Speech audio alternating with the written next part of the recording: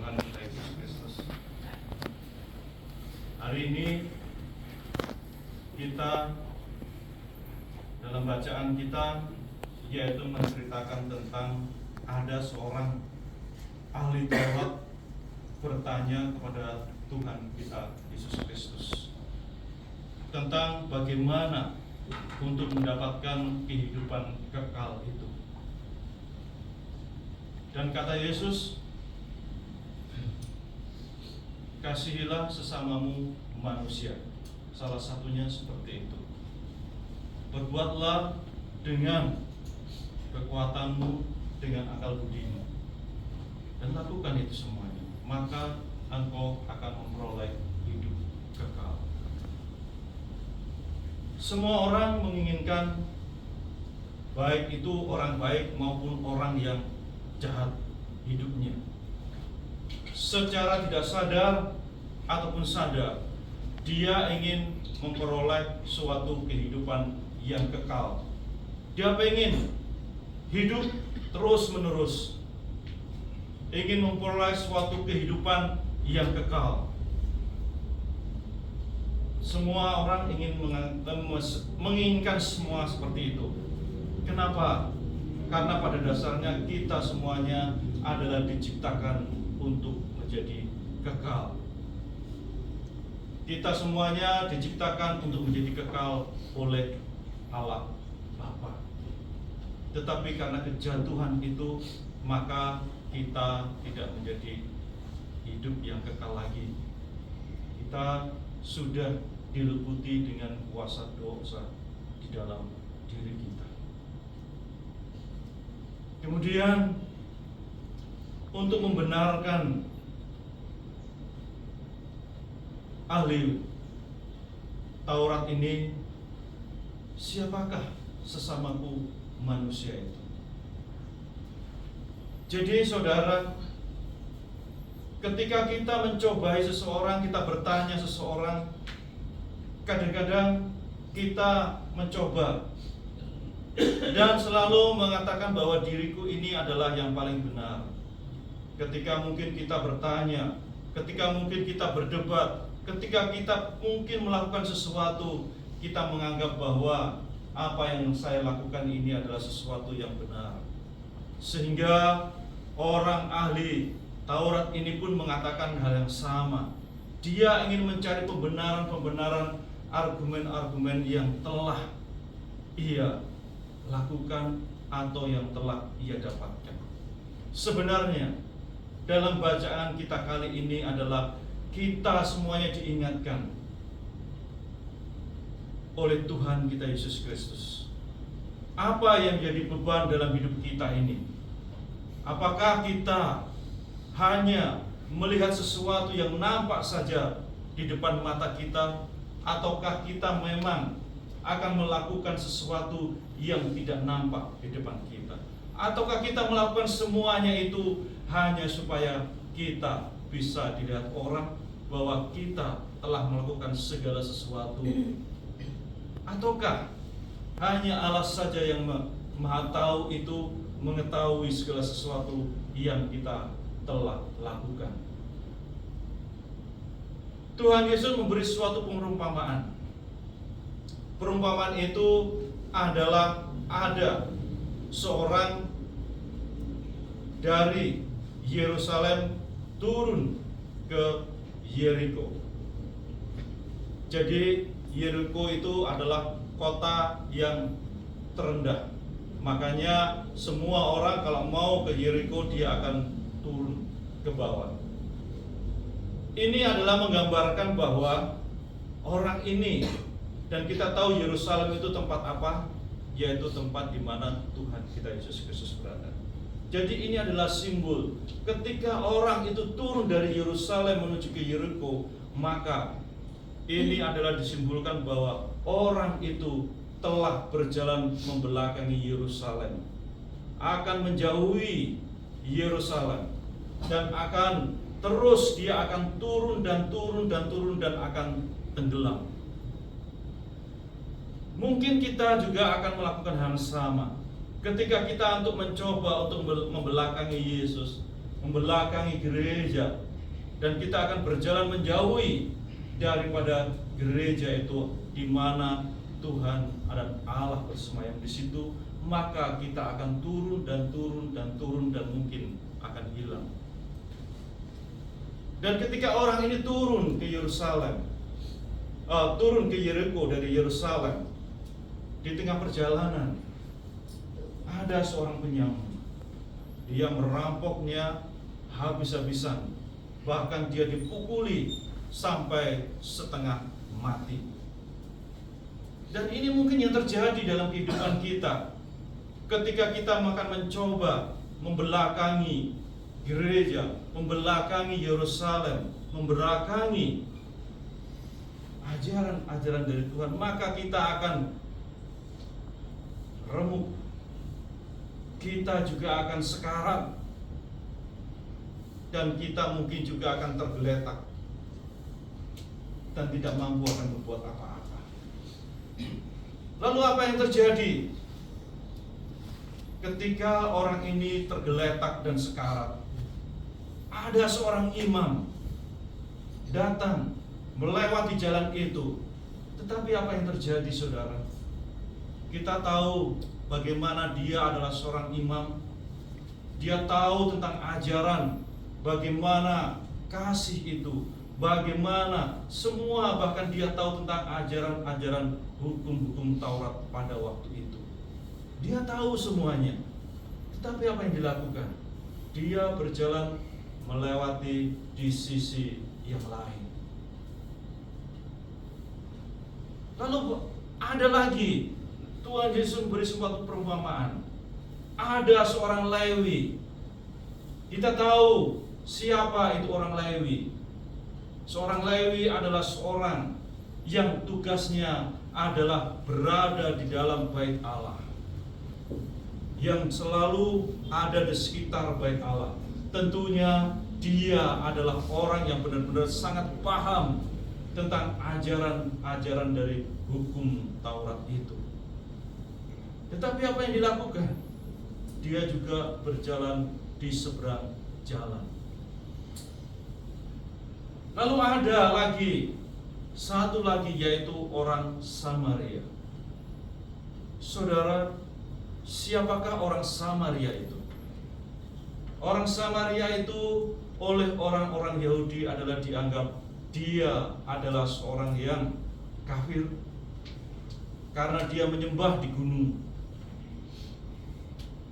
Dan dia dianggap orang yang tidak tahu apa-apa tentang ajaran dari hukum Taurat itu. Tetapi apa yang dilakukan oleh orang Samaria ini ketika dia melihat bahwa ada seseorang yang lagi sekarat, dia menolongnya, dia membalutnya, dan dia menyirami dengan minyak dan anggur. Dan kemudian dia diletakkan di tunggangannya keledai dan dibawalah kepada penginapan. Dan dia berpesan kepada seorang penginapan itu, yang menjaga itu, ketika engkau membelanjakan semuanya itu, jika kurang dia akan memberinya, dia akan menggantinya. Saudara, orang Samaria itu siapa? Orang Samaria itu adalah gambaran dari Tuhan kita Yesus Kristus. Dengan belas kasih, dengan kasih-Nya, dengan segala sesuatu yang Ia punyai, Ia berikan semuanya untuk menolong orang yang lagi sekarat ini. Dia melakukan, dia membalutnya. Dengan kasih sayang dia membalutnya. Diberikanlah anggur dan minyak. Tuhan kita Yesus Kristus pun ketika saudara-saudara datang ke gereja, kita akan diberi anggur, yaitu anggur perjamuan. Dan kita juga akan diberi anggur, diberi minyak, yaitu pengulangan. Dan dibawalah orang itu naik di atas keledai. Saudara tentunya tahu siapa yang naik keledai. Tidak lain adalah Tuhan kita Yesus Kristus itu sendiri. Dan dibawalah orang itu ke sebuah penginapan. Penginapan itu apa? Penginapan itu adalah gereja. Dibawalah orang itu ke penginapan. Dan disuruhlah orang penjaga penginapan itu untuk merawat orang ini. Siapakah penjaga penginapan itu? Yaitu para rasul dan bapak-bapak gereja. Diminta untuk menjaga dan merawat segala sesuatu apa yang telah dibuang oleh orang, dan Tuhan kita Yesus Kristus telah merawatnya. Dan para bapak-bapak gereja dan suksesi kerasulannya juga semuanya diminta untuk merawatnya. Dan kalau memang semuanya itu dibelanjakan lebih, maka orang Samaria ini yang menunggang keledai ini akan datang dan akan mengganti semuanya itu. Dan nanti Tuhan kita yang datang untuk kedua kalinya, Dia akan mengganti semuanya itu. Jadi saudara, apa yang dilakukan lagi? Apakah kita akan melewati seperti seorang imam ataukah seorang Lewi ketika kita melihat saudara kita yang sekarat, melihat saudara kita yang lagi terkulai lemas? Ataukah kita akan menjadi seorang Samaria? Kita tidak usah jauh-jauh. Mungkin di kalangan kehidupan kita, di mana kita mempunyai saudara, kita mempunyai teman dekat, kita mempunyai adik, kita mempunyai kakak, kita mempunyai orang tua, atau mempunyai saudara-saudara kita yang lainnya. Suatu saat mungkin mereka meminta bantuan kepada kita. Apa yang harus kita lakukan? Kita akan mencibir mereka? Kita akan memberi mereka? Atau apa? Atau mungkin kita akan mengatakan, orang ini kalau lagi susah saja dia datang kepada saya. Mungkin dalam kehidupan kita pernah mengalami hal yang seperti ini. Kalau lagi susah dia datang ke tempatku, kalau nggak susah dia lupa semuanya. Saudara, ini adalah manusia. Sifat-sifat dari manusia itu adalah seperti ini. Inilah sifat kemanusiaan kita. Kadang-kadang kita ini pun ketika kita lagi bahagia, kita lupa saudara. Bahkan Tuhan pun dilupakan. Tetapi kalau kita sedih, kita ingat semuanya, dan kita pastinya tentu ingat Tuhan. Dan inilah manusia banget. Inilah manusia yang terjadi dalam kehidupan kita. Lalu bagaimana, apa yang harus kita lakukan ketika saudara kita yang datang? Kita harus melihat orang Samaria ini.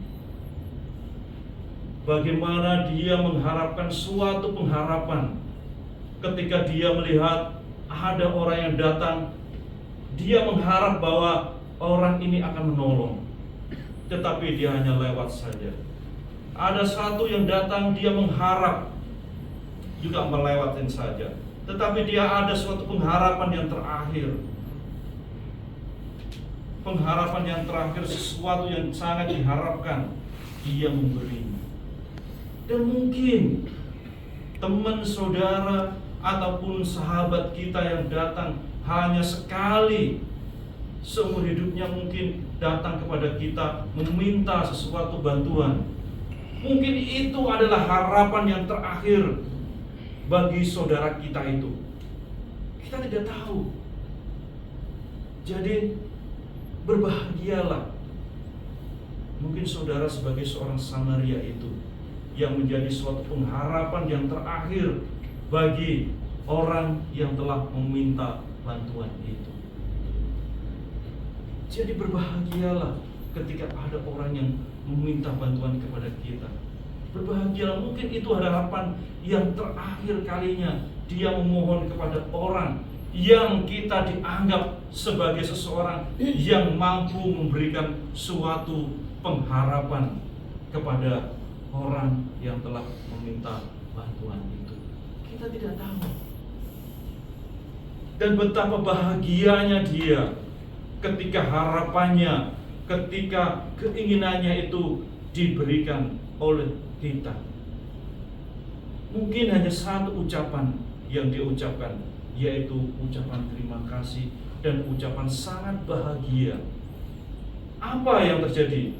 Dia mungkin akan mendoakan kita dengan tulus apa yang telah kita berikan, yang mungkin tidak seberapa, atau mungkin yang banyak, atau mungkin apa, tetapi itu adalah harapan yang terakhir yang dia minta. Mungkin dia sudah memohon kepada yang lain-lainnya, tetapi tidak diberi. Seperti halnya orang Farisi ini, dia orang yang dirampok tadi, dia sudah meminta pengharapan kepada dua orang ini, tapi tidak diberi. Mungkin juga ada saudara-saudara kita yang sudah memberi pengharapan kepada siapa saja, tetapi tidak diberi. Tetapi yang terakhir, saudara yang dikasihi Tuhan, apa yang harus kita lakukan kepada saudara-saudara kita dan mengasihi saudara kita seperti halnya kita mengasihi diri kita sendiri?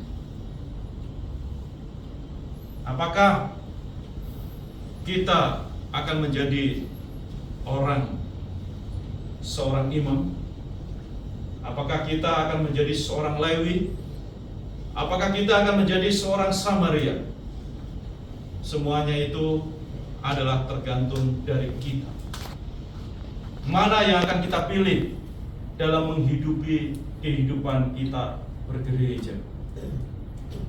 Jadi saudara yang dikasihi Tuhan, marilah kita semuanya merenung dalam bacaan kita kali ini. Apakah aku sudah menjadi siapa di dalam diri kita hari ini? Kiranya damai dan berkat Kristus menyertai saudara-saudara semua. Mari kita lanjutkan itu.